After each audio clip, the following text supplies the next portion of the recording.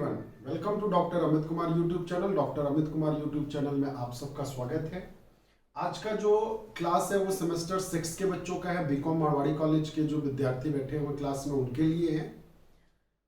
Chapter का जो नाम है वो है time value of money and जो आपका पेपर है वो है फाइनेंशियल मैनेजमेंट का पेपर। फाइनेंशियल मैनेजमेंट इतना ज्यादा ही इंपॉर्टेंट है कि ये आपका यूजीसी नेट में भी है, आपका एमबीए में भी है, आपका एमकॉम में भी है और सेमेस्टर 6 में भी है। ठीक है, तो फाइनेंशियल मैनेजमेंट जो है ये आपको दो पार्ट में बांट रखा है।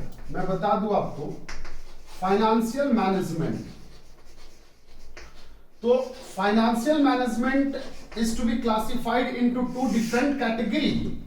फर्स्ट जो है वो simple financial management, simple financial management and second one is your advance financial management. Second जो है वो हमारा एडवांस फाइनेंशियल मैनेजमेंट के नाम से है। तो एक तो है आपका financial management, simple financial management, और दूसरा है आपका एडवांस फाइनेंशियल मैनेजमेंट। ठीक है, तो मैं आज के क्लास जो आज का क्लास है वो आपका इंट्रोडक्शन क्लास है। मैं बहुत ज्यादा डेप्थ में नहीं जाऊंगा, मैं चीजों को क्लियर करूंगा आपके साथ और साथ में टाइम वैल्यू मनी का इंट्रोडक्शन डालूंगा। ठीक है, तो जितने भी स्टूडेंट्स, जो नया स्टूडेंट है, चैनल को सब्सक्राइब कर लीजिए, बेल बटन प्रेस कर लीजिए ताकि नया नोटिफिकेशन जो है जब भी मैं नया वीडियो अपलोड करूं आपको मिलता रहे। और साथ में वीडियो को लास्ट तक देखेंगे।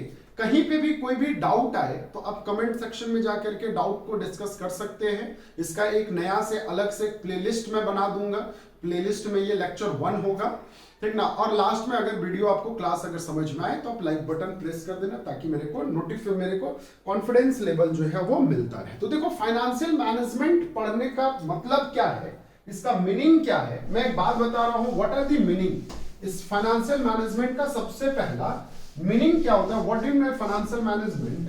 I will discuss that topic before discussing time value of money. तो समझोगे, मैं अगर इसका मीनिंग की बात करूं, फाइनेंशियल मैनेजमेंट का अगर मैं मीनिंग की बात करूं तो हम बोल सकते हैं यहां पे, अगर हमने मान लेता हूं सपोज, एक एग्जांपल से समझो इसका मीनिंग को। हमने कोई स्मॉल बिजनेस सेटअप करना, हमने कोई स्मॉल बिजनेस सेटअप करना या लार्ज बिजनेस सेटअप करना, है ना। हम लार्ज बिजनेस सेटअप कर रहे हैं या तो स्मॉल बिजनेस सेटअप कर रहे हैं, या तो कोई नया घर बना रहे हैं, स्मॉल घर बना रहे हैं, छोटा घर बना रहे हैं, या तो फिर हम कोई बड़ा एकदम बड़ा आलीशान महल बना रहे हैं, लार्ज घर बना रहे हैं, लार्ज हाउस। देखो, तीनों चारों में जो भी हम घर बना रहे हो या जो बिजनेस सेटअप कर रहे हैं, हमको सबसे पहला रिक्वायरमेंट जो होगा वो क्या चीज का होगा? फंड का होगा।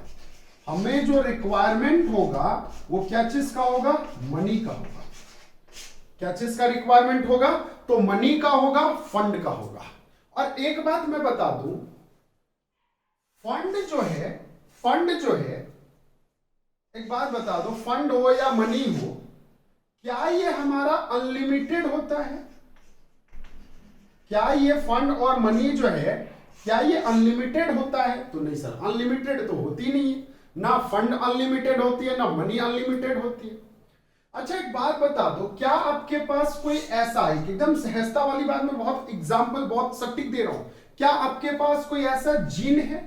जीन मतलब समझ में आ रहा है ना, जो ये ऐसे, ये बोतल है, बोतल को रगड़ा, ये एक आदमी निकला बाहर, ठीक ना, और आकर के आपके सामने प्रकट होकर के बोला, बोलो स्वामी क्या चाहिए आपको, है ना। तो मैंने बोला, क्या मेरे लिए बिजनेस बना दो, छोटा बिजनेस। उसने बोला ये लो बिजनेस रखो।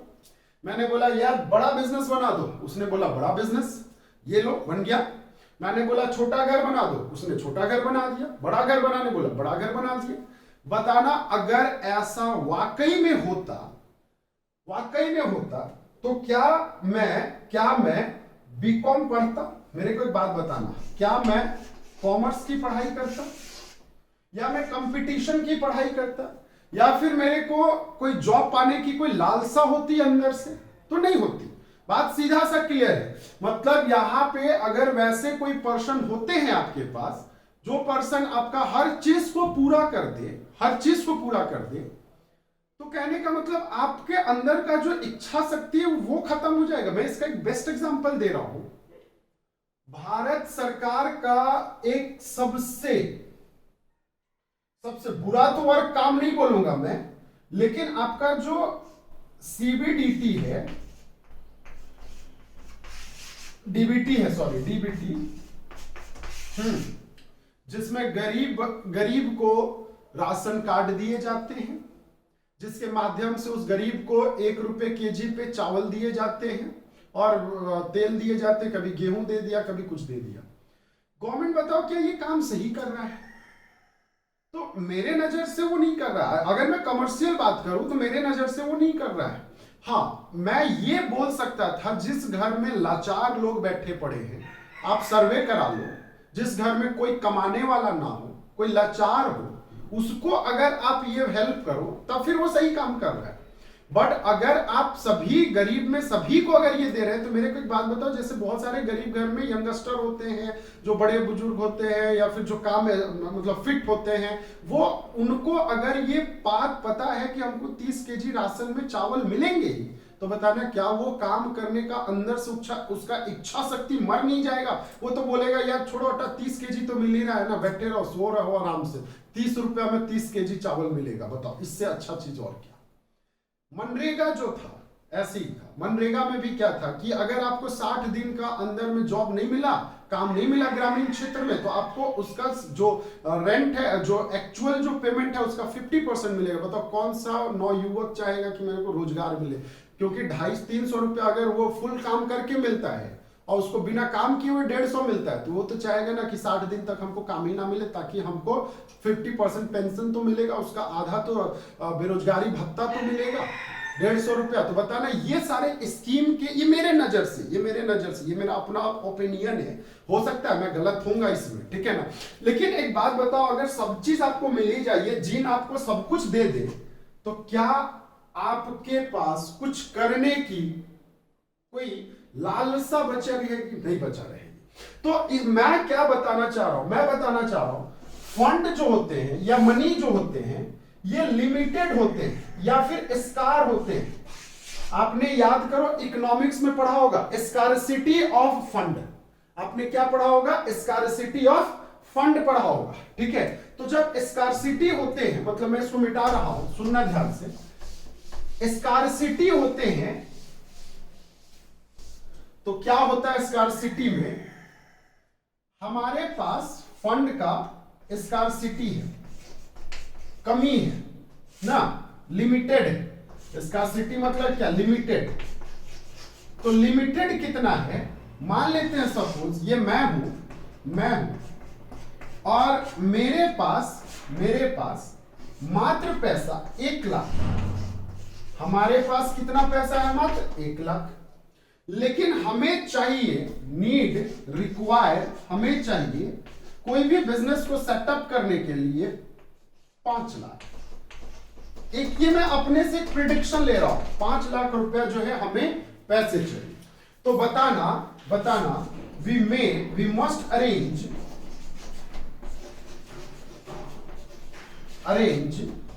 रुपीज 4 लाख। हम 4 लाख रुपया जो है वो क्या करेंगे? अरेंज करेंगे कि नहीं करेंगे? क्योंकि हमको 1 लाख रुपया ये तो मेरे पास है, ये मेरे पॉकेट में है, ये हैविंग 1 लाख रुपीज ओनली, ये इसके पॉकेट में है। लेकिन बिजनेस को चाहिए 5 लाख। तो डेफिसिट पैसा कितना है? तो डेफिसिट पैसा जो है वो है आपका 4 लाख। तो अब 4 लाख कहां से लाओगे? सोर्सेस क्या होगा आपका 4 लाख का? बात समझ में आ रहा है? मतलब आपका जो 4 लाख होगा, हो सकता है आप अपने दोस्त के यहां से लाएंगे, बैंक से लेंगे, रिलेटिव से लेंगे, अपने फ्रेंड से लेंगे, किससे लेंगे? बात समझ में आ रही है? तो यहां पे सीधा सा बात है, आप वही बंदे से लेना पसंद करेंगे जो बंदा आपको कम इंटरेस्ट में आपको ज्यादा मैक्सिमम रिटर्न मिल सके, मतलब मैक्सिमम ये दे सके। बात समझ में आ रही? जैसे एक कहावत होता है ना, अगर हमारे पास 100 रुपया है तो हम वहीं पे पैसा इन्वेस्ट करेंगे जहां पे हमको ज्यादा रिटर्न मिले। Is it clear? ज्यादा रिटर्न मिले तो अगला क्या सोचेगा, हमको कम रिटर्न, कम पैसा देना पड़े, भुगतान हमको कम देना पड़े और हमको ज्यादा लंबे समय के लिए पैसे मिले। तो इसका यही है आपका फाइनेंशियल मैनेजमेंट। तो देखो बेटा, फाइनेंशियल मैनेजमेंट का अगर मैं डेफिनेशन लिखूं, फाइनेंशियल मैनेजमेंट जो आपका यूनिट है, मैं इसका डेफिनेशन लिखूं तो मैं ये बोल सकता हूं, ऑप्टिमम यूटिलाइजेशन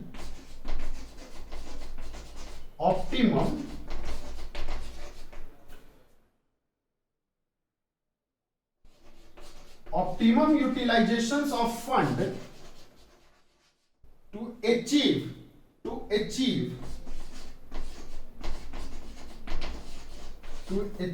maximum return।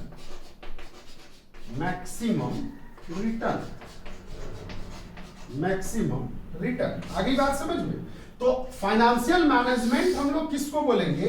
तो फाइनेंशियल मैनेजमेंट बोलेंगे हम लोग optimum utilisation of fund to achieve maximum return. Is it clear? Maximum return, ये समझ में आया? तो अब बात करते हैं यहां पे, अगर सर हम कम से कम पैसा लगा करके ज्यादा से ज्यादा रिटर्न कमाने का, तो ये हमारा फाइनेंशियल मैनेजमेंट का डेफिनेशंस बताता है। ये फाइनेंशियल मैनेजमेंट का क्या बताता है? डेफिनेशंस बताता है। अब क्योंकि हमने आपको दो तरह का फाइनेंशियल मैनेजमेंट बता रखा है, तो मैं इसमें जिक्र भी कर दूं सर क्या क्या पढ़ने हैं दोनों में हमें। तो हमने जो फाइनेंशियल मैनेजमेंट कराया आपको कुछ देर पहले की बात है, मैंने एक बताया बेसिक फाइनेंशियल मैनेजमेंट,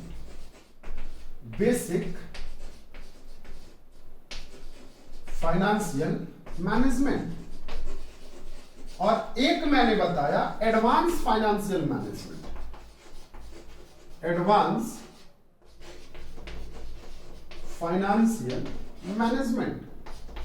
एक तो मेरा बेसिक फाइनेंशियल मैनेजमेंट है और दूसरा मेरा एडवांस फाइनेंशियल मैनेजमेंट है।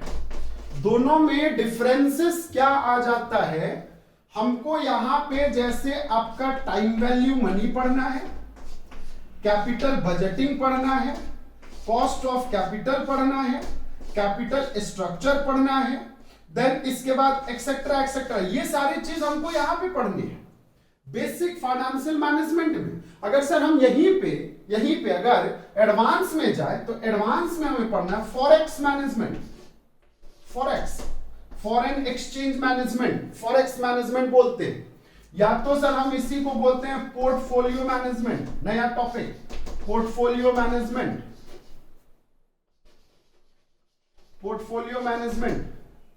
मैनेजमेंट का स्पेलिंग गलत है, मैनेजमेंट अब सही हो गया। पोर्टफोलियो मैनेजमेंट, या तो फिर डेरिवेटिव्स मार्केट्स,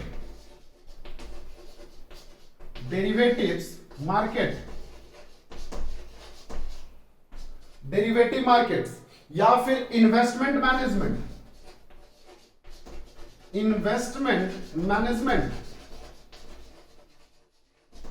या तो फिर आपका म्यूचुअल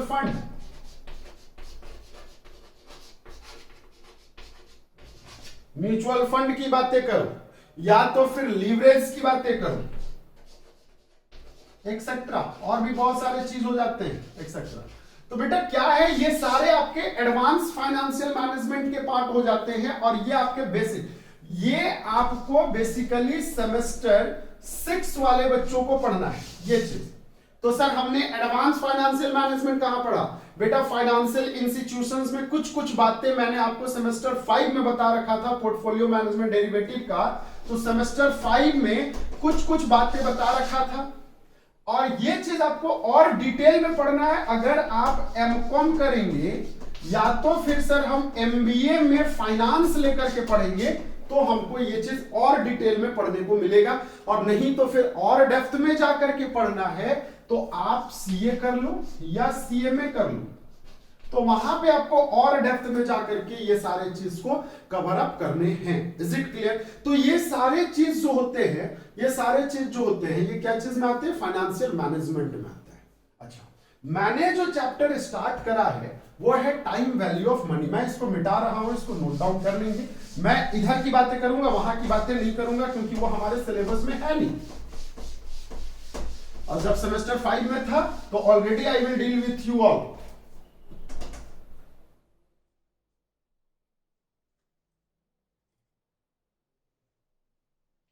तो अब ऐसा है, मैं डिस्कस करने वाला हूं एक चैप्टर जिसका नाम है टाइम वैल्यू ऑफ मनी। देखो, फाइनेंशियल मैनेजमेंट में 50% चैप्टर में तो सिर्फ और सिर्फ जो होते हैं वो टाइम वैल्यू ऑफ मनी ही आ जाते हैं। मतलब मैं बता दूं आपको, फाइनेंशियल मैनेजमेंट में जितने भी चैप्टर मिलेंगे आपको, आइदर कॉस्ट ऑफ कैपिटल मिलेंगे, फॉरेक्स एडवांस का बात करो या बेसिक का बात करो, 50% of financial management time value of money he deal करता है। 50% जो है वो time value of money he deal करता है बेटा। तो एक बात बताना, अब आपके दिमाग का घंटी बजा होगा कि ये कितना इंपॉर्टेंट चैप्टर है, ठीक ना। टाइम वैल्यू मनी जो है वो कितना इंपॉर्टेंट चैप्टर है, ये आपके दिमाग का बस्ती इंडिकेट कर दिया होगा कि अगर ये हर एक चैप्टर का 50% को कवर करता है, मतलब अगर आपने टाइम वैल्यू ऑफ मनी नहीं सीखा तो यकीन मानो फाइनेंशियल मैनेजमेंट की आगे की कोई भी क्लासेस आपको समझ में नहीं आने वाली है। तो सोच लो ये कितना इंपॉर्टेंट क्लास है। तो ऐसा है, इसको सीखने के लिए हम लोग एक गेम प्ले करते हैं आपस में, एक दूसरे के साथ गेम खेलते हैं। चलो, गेम का नाम बेटा मैं डाल देता हूं बिजनेस। हम लोग बिजनेस खेलेंगे, ठीक है। एक गेम खेलते हैं बिजनेस। और बिजनेस में मैंने आपको क्या बोला, ध्यान से सुनना। मैंने बोला आज के तारीख में T0 मतलब टाइम जीरो, मैं तेरे को, ये मैं हूं, देखो ये मैं अपना फोटो बना दिया और ये तुम लोग हो, ये तुम लोग का फोटो डाल दिया, ठीक है ना। बिजनेस हम लोग खेल रहे हैं, एक गेम खेल रहे हैं। आज मैंने तुमको 2 लाख रुपया दिया, ठीक, 2 लाख रुपया दिया। कब? आज, T0 में। T1 मतलब फर्स्ट ईयर, T2। तो आपने क्या बोला, ठीक है आज तुम मेरे को 2 लाख रुपया दे दो, मैं तेरे को 2 साल बाद यहां पे रिटर्न कर दूंगा 2 लाख। रिटर्न करूंगा कितना? 2 लाख। तो मेरे को एक बात बता दो, मैंने आज के तारीख में आपको 2 लाख दिया है और आफ्टर 2 ईयर, आफ्टर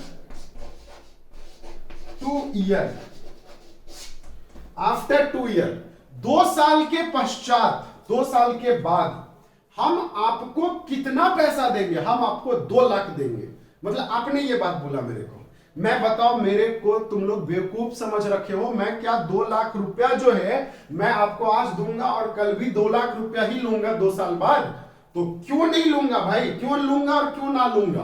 तो बताना, मैंने यहां से लेकर के यहां तक के बीच में मैंने कुछ चीजें सैक्रिफाइस करा होगा कि नहीं करा होगा, हाँ कि नहीं? कुछ त्याग किया होगा कि नहीं? कुछ बलिदान दिया होगा कि नहीं? और इस त्याग के लिए, इस बलिदान के लिए हमें कुछ एडिशनल, हमको एक अंदर से एक अपना इंटेंशन होगा कि हमको कुछ यहां पे और भी कुछ मिले, हाँ कि नहीं? मतलब 2 लाख तो मिले ही मिले, साथ में कुछ और भी मिले।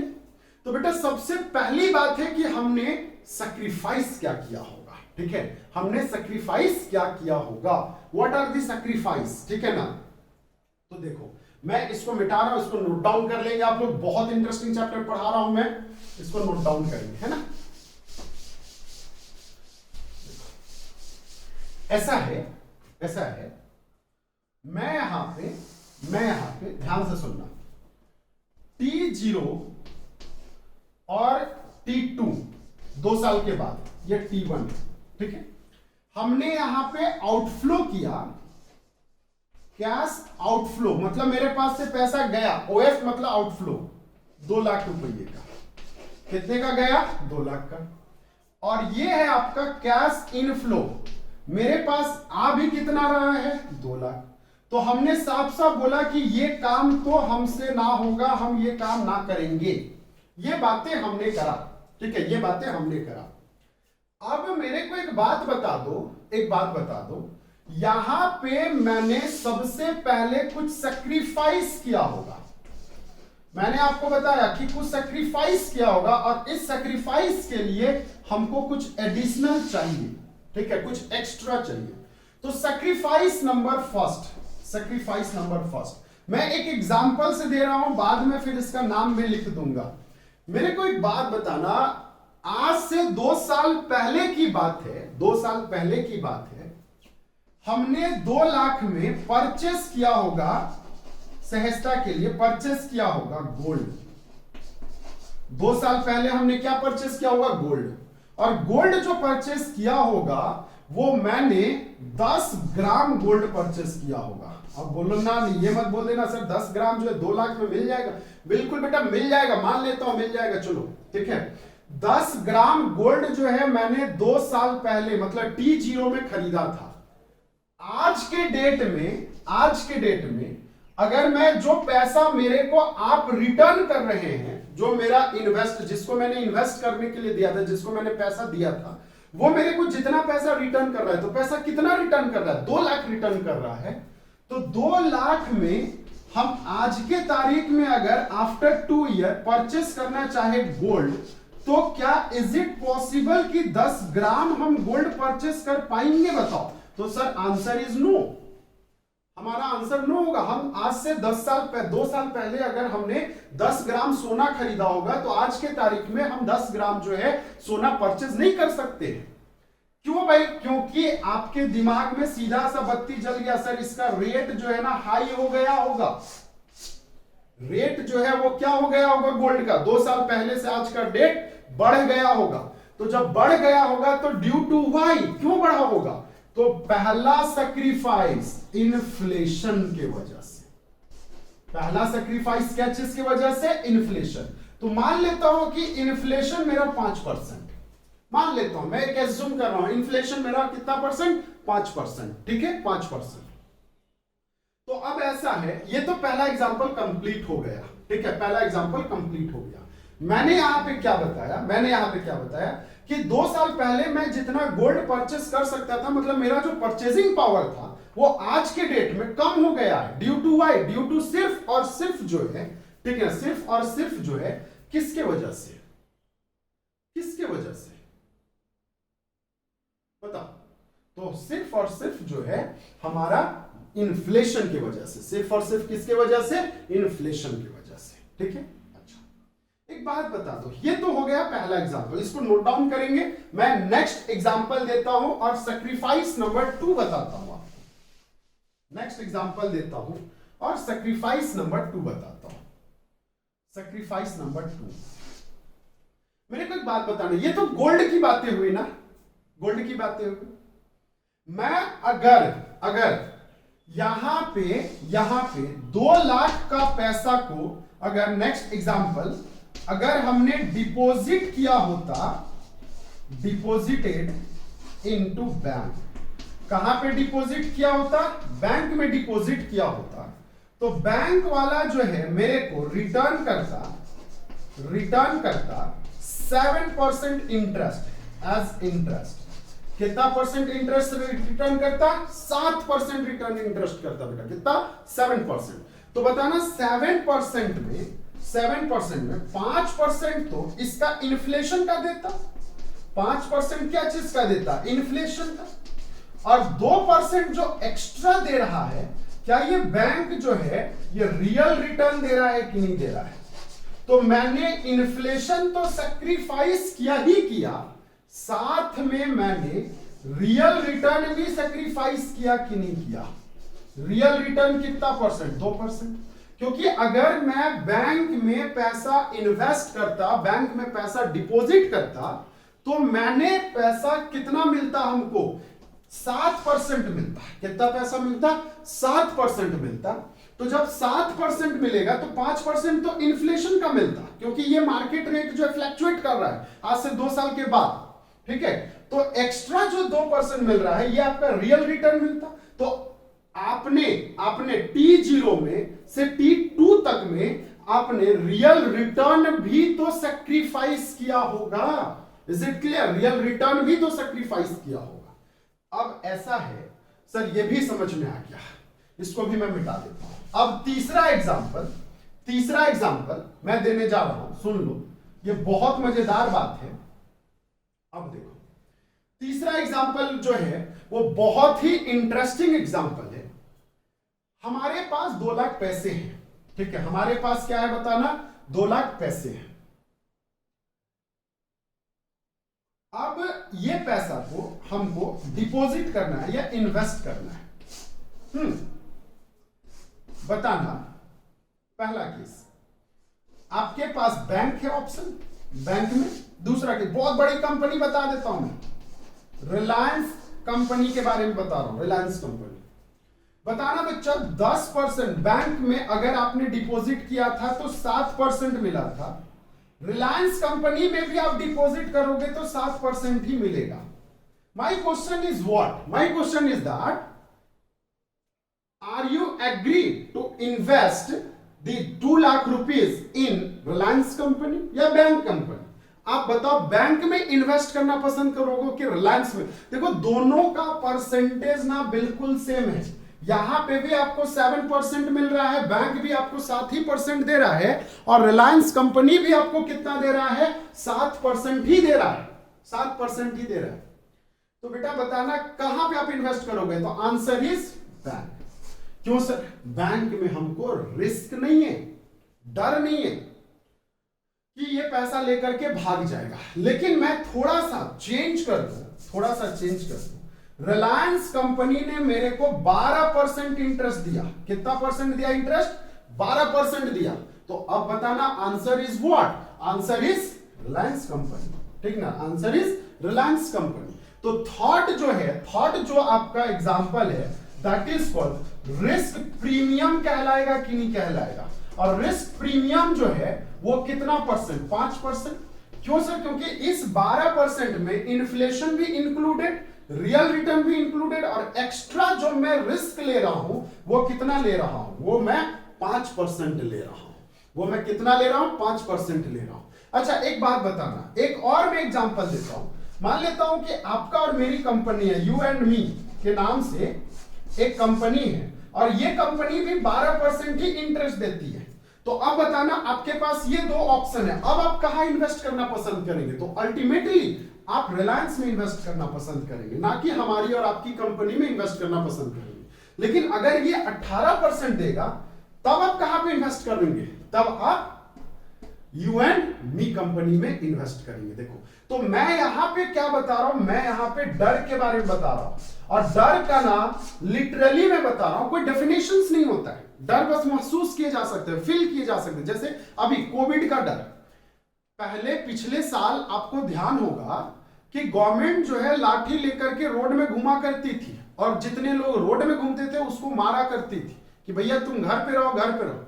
अभी का सिचुएशन ऐसा है कि लोग जो है वो खुद घर से बाहर नहीं निकलना चाह रहे हैं। ये है डर, दैट इज अ डर। तो डर का जो है ना, हम डेफिनेशन से, हम कोई परिभाषा से नहीं समझा सकते हैं जब तक वो कि अंदर फील ना आए। तो हमको यहां पे डर क्या था? डर था पहला केस में पैसा डूबने का डर, ठीक ना? तो हमने ये चीज के लिए अलग से एक प्रीमियम रिसीव करना, एंड दैट इज कॉल्ड 5%। यही आपका क्या है? 5% है। और सबको मिला दो तो सबको मिला करके ये 12% हो गया। और अब कोई अगर हमको लास्ट T2 में 2 लाख तो देगा ही देगा। अच्छा, ये क्वेश्चन मार्क के जगह अगर हमको कोई 12 लाख दे दिया, 12% दे दिया, बताना कितना परसेंट दे दिया? 12% दे दिया। तो क्या हम अब इसको पैसा देना पसंद करेंगे कि नहीं करेंगे? मतलब इसके जगह में आप रहोगे, आप बोलोगे कि सर ऐसा है, आप मेरे को आज 2 लाख दोगे तो मैं 2 साल के बाद आपको 2 लाख दूंगा प्लस 12% दूंगा। तो आई एम एग्री और नॉट? तो ultimately my answer is yes, I am agree, ठीक है ना? मैं एग्री हो जाऊंगा कि हाँ आपको मैं इन्वेस्ट करूंगा, क्योंकि मेरे को 12% एडिशनल मिल रहा है। इसको कॉमन लैंग्वेज में इंटरेस्ट, ब्याज बोला जाता है। लेकिन क्योंकि हम लोग फाइनेंशियल मैनेजमेंट पढ़ रहे हैं, तो फाइनेंशियल मैनेजमेंट में इसी चीज को टाइम वैल्यू मनी बोला जाता है।